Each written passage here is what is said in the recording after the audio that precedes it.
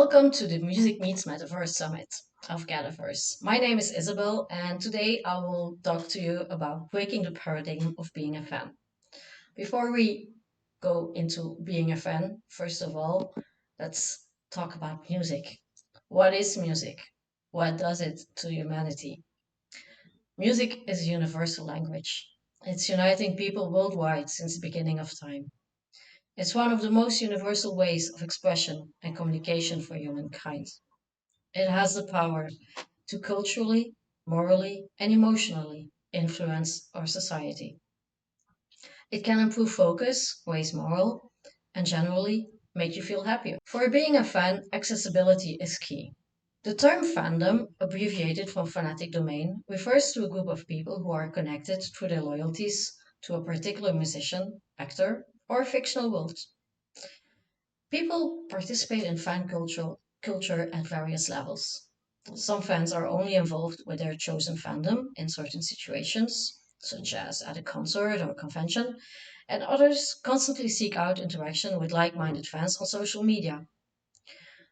Zoe Freight Planner and Aaron M. Glazer explained it in their book Super Fandom. Fandom does not describe what someone is, it's something they do. Here in the West, we notice that streaming services are monetizing consumption rather than fandom, leaving both passion and spend on the table. The Chinese music apps, however, such as Tencent, illustrate just how much more can be achieved when experiences are built around the music, rather than simply relying on music to always be the experience. This industrialization of fandom has actually weaponized it, and in doing so, puts its very essence at risk. In the end, fandom should be nurtured, not harvested, as it is the ozone layer of the entertainment world. And it is a critical resource that is too often taken for granted and can be irrevocably damaged. The evolution of being a fan has made has been enormous. Since the 60s, where we had concerts with organized fan groups, to Beatlemania in Europe, taking over the control of their image is something new, and it created a community of like minded people with fan club and their proper fanzines. Since the 90s and the ways of the internet to today, there has been a huge change. The internet has made fandom constantly available to those who are immersed in it. Fan friends have daily contact to speak about the band, share content, theories, and can even interact with the members themselves through social media. Influencers, stars, artists, they are all online. The sense of community within fandoms that social media platforms create really provides people with a sense of belonging. What about the future and the metaverse? For the music industry, the metaverse would mean a new audience and a new avenue to monetize and profit from. It would also allow artists more creative freedom in the scenography of their shows, and fans would also be able to interact mid performance with their favorite creators. Still, some very important questions remain about the metaverse as a whole and the music industry inside it. It comes with a bunch of fan related challenges as well, as fans nowadays are not always capable of attending a live performance, being underage, being hospitalized, disabled, visually impaired, or just people living remotely without public transportation to get there and back, or even living on restricted budget. From being a fan to being an artist. For an artist, community is key.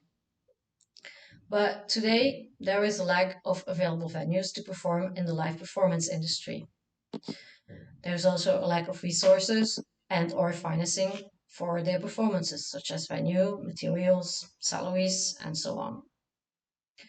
It became really hard to reach an audience in their country of origin with concentrated diaspora, widespread fans living on the other side of the world, and even to create a community of fans has become more complicated than ever, let alone to stand out from existing artists. The struggle for funds, earning a living, is there. Indie and emergent artists are not yet known and are struggling to find an audience. Independent, emergent artists need to present themselves in order to meet their first fans and create a community around their talent and universe. It is difficult for a young talent to know how to stand out through the multitude of options, be it websites or applications, or simply to find a venue to hold their first events. Finding funding or just earning a living to have a healthy career is nowadays an obstacle course. The chain of copyright is also very complex to follow, whether with the European Copyright Office or auto rights or other organizations. And the first fees are often spent after various contributions and venue rentals. For the first performances, often free, and the difficulty of moving an audience for talents still unknown. VR and Web3 as a way to broadcast internationally and live stream. During the pandemic, various initiatives were carried out in the US. The startup WaveXR has developed hybrid concerts, which allow an artist to create his or her own virtual universe and to be in the form of an avatar in a live stream. In order to perform for 1.5 hours in front of a large number of fans who can buy a ticket for about $10 to $15 to attend the concert from their homes. According to the figures observed, Canadian DJ Alice in Wonderland performed for 2 hours in front of nearly 150,000 paying fans, aged 13 to 35, which is really interesting as this shows us, especially the age gap from 13 to 21, that we could finally reach a target public that is very hard to reach nowadays. The fans could interact during the concert by proportional voting on the change of scenery, the tracklist, chatting during the concert among friends, introduce themselves for a few seconds to the artist via their webcam, of course, all with extra fees. By integrating themselves on screens integrated into the concert in 3D. The concert could be followed through mobile, tablet, and PC. We do have some reflections. A 3D environment is an immersive world allowing you to interact in the 3D, the same environment in which we already live and reflect. From mangas to Japanese Vocaloid concerts such as Atsune Miku to the integration of people in animated concerts as an avatar facing reality, but much cooler.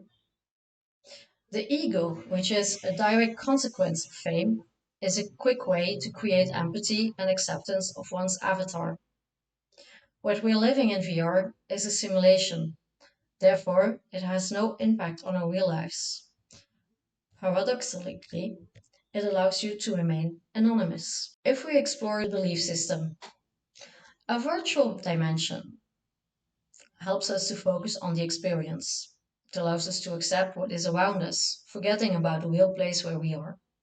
A new world opening up with endless possibilities. A performance can be whoever he wants to be, present himself to the entire world without consequences for his real life. A real fan can retrieve its deceased singer that has no impact in the virtual world and enhances interaction with his favorite artist, maybe through a duet, becomes within reach without risk for the artist himself, and the fan can sense what it is really like to be famous, living daily in the spotlights, living a dream life at the expense of its true life and or identity. It's also a new generation of business models. But how to convince society that it's not another hype? Therefore, evangelization and education are key. COVID did have an impact. It enhanced the concept of metaverse, of these virtual worlds, but it's still far from mainstream. In the end, it is a new lifestyle, a new way of social interaction with a major impact on the entire entertainment industry and the society as a consequence. So, what about music in the metaverse? It's no longer about the Internet of Things. It's about the Internet of Experiences through a new medium called XR, extended reality, taking place within a virtual world or the metaverse, if you like. Extended reality is all about democratizing storytelling. It gives people more control over the experience. Instead of trying to force a story upon you, it tries and gives you this huge playground through which you will create stories that you will then share through this medium. Extended reality is a medium, an extra layer, a means by which humans can share ideas and experiences. Look at it in a way that today we look at a television screen, at a computer screen. Well, tomorrow with the metaverse, we'll be in it. Nevertheless, there are still several legal and ethical challenges, such as the copyright in the US versus the author rights in the EU. What about smart contracts? Licenses and rights of creations bought through crypto, NFT, blockchain, and so on. The use of the image of an avatar and broadcasting with GDPR. Still a lot of challenges to handle, to deal with, especially to create a frame for.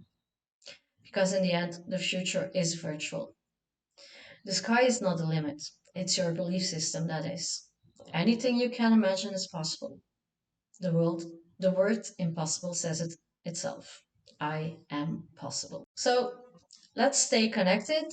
Feel free to reach out to me by email or just join me on one of my ongoing projects from XR1, Mizik, Euromersive, or even better, GatherVerse EU Summit in September.